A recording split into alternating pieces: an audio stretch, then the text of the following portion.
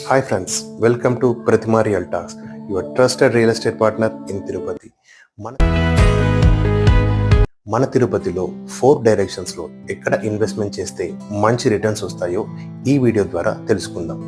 North డైరెక్షన్లో వెంకటేశ్వర స్వామి temple అలాగే Seshachalam hills ఉండడం వల్ల అక్కడ డెవలప్మెంట్కి స్కోప్ లేదండి. నెక్స్ట్ ఈస్ట్ డైరెక్షన్లో 3 ఇన్వెస్ట్మెంట్ స్ట్రెచెస్ ఉన్నాయి.